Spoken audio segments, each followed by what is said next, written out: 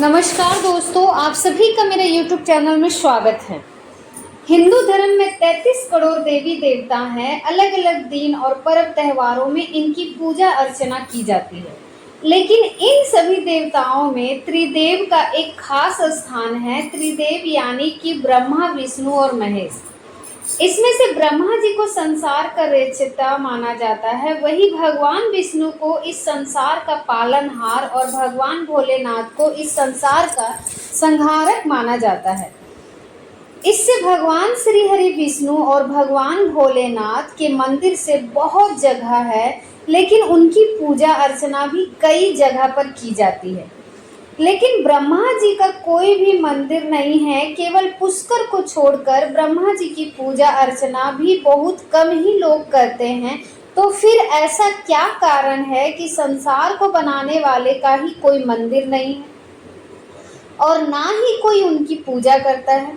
दोस्तों, आज के इस वीडियो में हम आपको इस बात से अवगत कराएंगे जिसका कि वर्णन पौराणिक कथाओं और धर्म में भी मिलता है।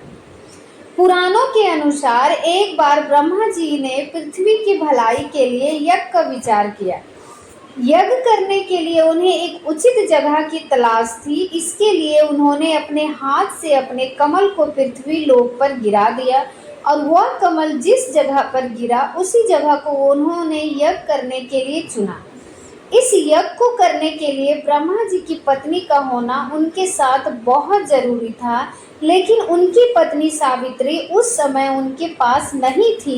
यज्ञ का शुभ मुहूर्त निकला जा रहा था, इसीलिए ब्रह्मा जी ने वहीं पर एक गवाले की बेटी जिसका नाम था गायत्री, उससे विवाह कर लिया और यज्ञ में बैठ गए। मान्यताओं के अनुसार गायत्री देवी राजस्थान के पुष्कर की रहने वाली थी। उन्हें वेदों और यज्ञों का पूर्ण ज्ञान था। उनकी इसी काबिलियत की वजह से ब्रह्मा जी ने उन्हें यज्ञ के लिए अपनी पत्नी के रूप में चुना। यज्ञ प्रारंभ होने के थोड़ी देर बाद ब्रह्मा जी की पत्नी सावित्री देवी उस जगह पर पहुंची जहां पर यज्ञ में अपनी जगह किसी और औरत को देखकर फिर गुस्से से लाल हो गई। उन्होंने ब्रह्मा जी को तत्काल ही श्राप दे दिया कि जिस जगत को तुमने बनाने के लिए मेरा तिरस्कार किया है और मेरी जगह पर किसी और को बैठा दिया, उसी तरह इस पूरे जगत में भी तुम्हारा तिरस्कार होगा और कोई भी तुम्हारी पूजा नहीं करेगा। इस जगत का कल्याण कैसे होगा अगर इस जगत तो सब कोई ये कहने लगा कि नहीं करेगा। तभी सावित्री देवी इस रूप को देखकर सभी देवता भयभीत हो गए और उन्हें लगा अगर इस जगत के रचयिता की ही पूजा नहीं होगी तो इस जगत का कल्याण कैसे होगा।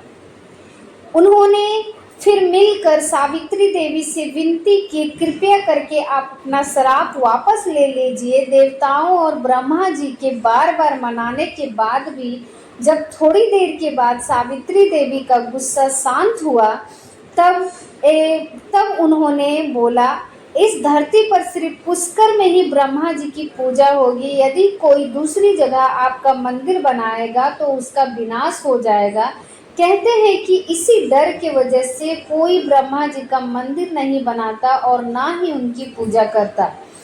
केवल पुष्कर को छोड़कर इसके अलावा कुछ और भी अन्य कारण कहानियां हैं जो और लोकोक्तियां में बताया गया है, जिसके अनुसार ब्रह्मा जी की पूजा नहीं होती।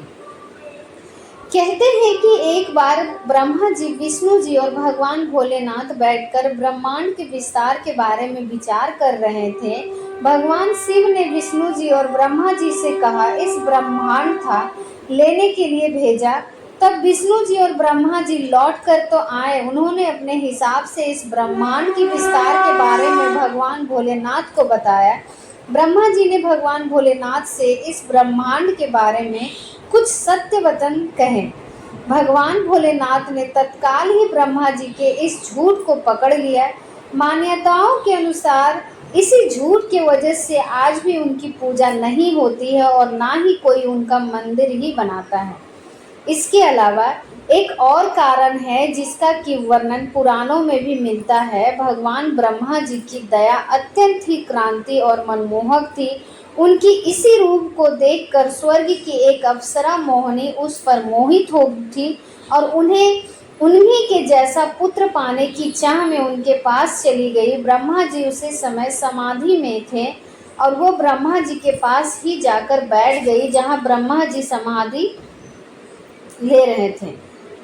उन्होंने मोहिनी को अपने पास बैठे देखा तो उन्होंने बड़े ही प्रेम बहुत ही पूछा, हे देवी, आप स्वर्ग का त्याग करके मेरे पास क्यों आई हैं?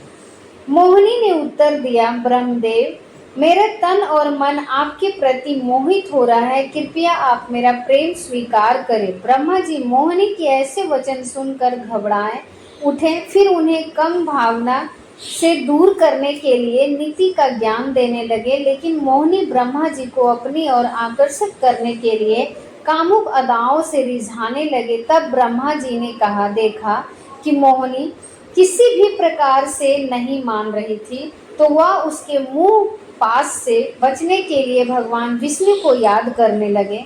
भगवान विष्णु की कृपा से उसी समय सप्त ऋषियों का ब्रह्मलोक में आगमन हुआ। सप्त ऋषि ब्रह्मा जी के समीप मोहिनी को देखकर आश्चर्य से भर उठे। उन्होंने ब्रह्मा जी से पूछा, हे ब्रह्मदेव, ये रूपमती अप्सरा आपके साथ क्यों बैठी है? सप्त ऋषियों के अचानक आगमन और उनके प्रश्न से ब्रह्मा जी घबरा गए। उन्होंने बोला, ये अप्सरा नृत्य करते करते थक गई थी, इसीलिए विश्राम करने के लिए पुत्री भाव से मेरे समीप बैठी है। सप्त ऋषियों ने अपने योग्य बल से ब्रह्मा जी के झूठ को पकड़ लिया और मुस्कुराकर वहां से चले गए। सप्त ऋषि ने ये ब्रह्मा जी के ऐसे वचन सुनकर मोहिनी को बहुत क्रोध आया।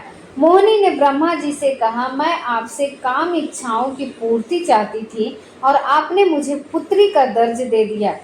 अपने मन पर संयम होने का आपको बहुत घमंड है, तभी आपने मेरे प्रेम को ठुकरा दिया। मैं आपको श्राप देती हूँ कि जिस प्रकार आपने मेरे प्रेम को ठुकरा दिया, उसी प्रकार ये पूरा संसार आपको भी ठुकरा देगा और कोई भी आपकी पूजा नहीं करेगा, ना ही कोई आपका मंदिर बनवाएगा।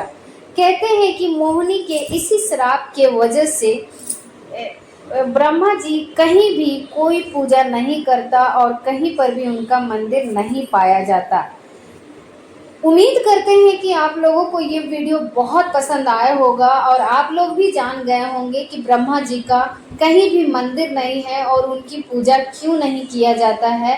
तो अगर वीडियो अच्छी लगी तो लाइक शेयर ज़रूर करें और प्लीज़ अगर आप हमारे चैनल पर नए हैं और इसी तरह इंटरेस्टिंग वीडियो देखना चाहते हैं तो प्लीज़ हमारे चैनल को सब्सक्राइब ज़रूर करें और हमारे वीडियो को वॉच करने के लिए बहुत बहुत धन्यवाद।